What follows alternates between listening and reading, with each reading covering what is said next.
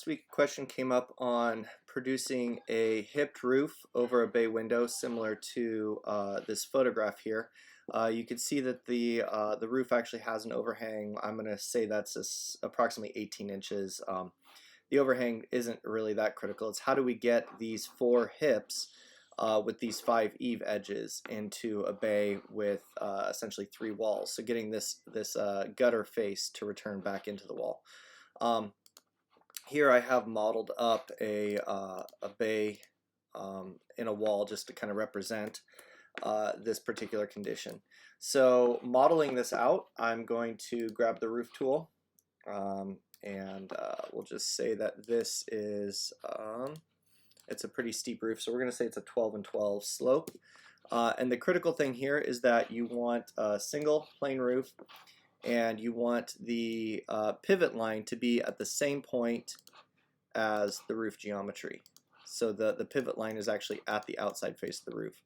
So we can then take this roof and drag it out, say it's 1.5 feet. Now if I take a copy of this roof and rotate it, that overhang right there, and again this piece right here would go out 18 inches.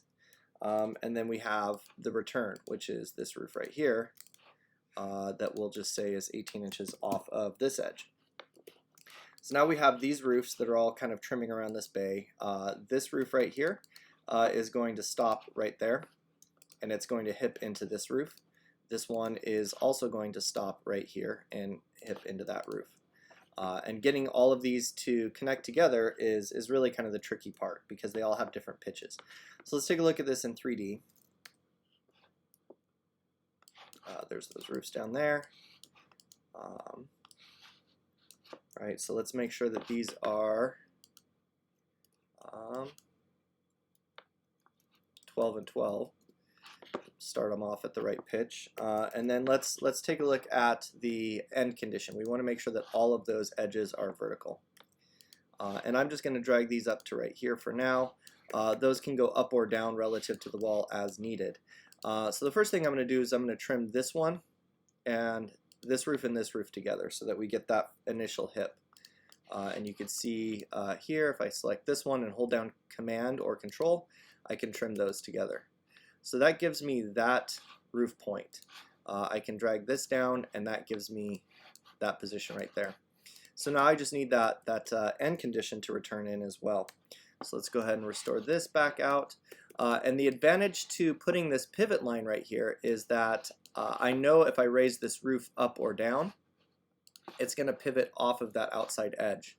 Right? So if I raise this up or down, change the pitch, it's going to change based on that end condition. But I want this one to die into that same point. So I'm going to grab this point, and you can see it's stretching along the slope of the roof. But I'm going to say right-click and say Editing Plane and change that to horizontal. So that when I drag this out to that horizontal point, I know that I'm in line with the floor plan there. That can also be done in floor plan. Oops, I got a little remnant of a roof there.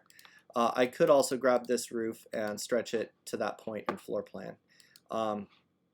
Here I'm going to pull that to there, and let's take a look at this in 3D. But you can see that this roof is still taller than where those need to hip together. So I'm going to grab that top node again, and I'm going to, instead of stretching or extending the roof, I'm going to drop the slope down. If it will let me do that.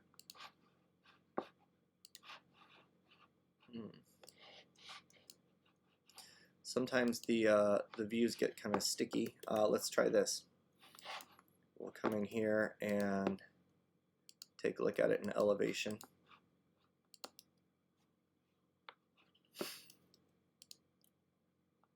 So I want this piece right here to adjust down. There we go. And it looks like I'm not quite on that point. So this is where looking at a condition in multiple viewpoints can really get you to the next level of accuracy. So here, I come back into floor plan, and let's just do this again. We'll pull this to there, and take a look at it in 3D again. Maybe it'll let me adjust it now. No, it's trying to snap to a point for some reason. So we'll just do this back in elevation again. So I can grab this piece right here and pull that up to there. So now I know that all of those roof points for those 3 roofs are coming to the same point. The overhangs have all been set in floor plan, and either in floor plan or in 3D now, I can trim these together. Grab that roof, hold down Command and click. So now you see that this roof right here, when I Command click, it's trying to find where that hip would miter together. That doesn't work for 3D very well sometimes, and certainly not for floor plan. So you can see right there that I get that kind of messy edge because it's trying to fix that hip and it disregards the eave at that point. So I'm going to grab all of those roofs, go back into the settings. I get this warning saying that these are all different, but if I change them to perpendicular edge and then go back and change them to vertical again and apply to all planes, it's going to unify all of those planes to vertical. So now all I have to do is grab these and mirror them, mirror copy, across the center point of the bay, and then trim out the hip here. Holding down Command and clicking on that edge with this roof selected. So that gets me that bay, and you can see like this one right here, this roof is actually, if we go to, it's a little over 9 and 12, almost 10 and 12, while these ones are at 12 and 12. If the pitch changes, I just need to essentially retrim the roofs out. So I know that these are 12 and 12. If they needed to be, say, 10 and 12, those would drop down. This would drop down as well. And again, probably needing to do that in elevation. But that would just drop down to match. So once I know what this roof pitch needs to be or where it needs to lie, the other ones just kind of follow suit. And that's all there really is to it.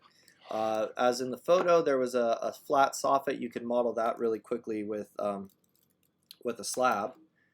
If you had that in here, for example, simply modeling that flat soffit as a slab is pretty quick and easy. We can do that here just as a demonstration.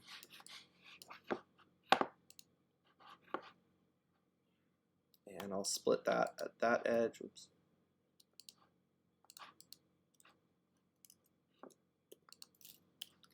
And I can pull this up, and that'll allow me to then, if I use the solid element operations, I could set these as my operator and subtract with upward extrusion. And then I'm going to have that flat soffit in there. And then that whole thing gets to move up or down as needed to sit on that plate of the bay.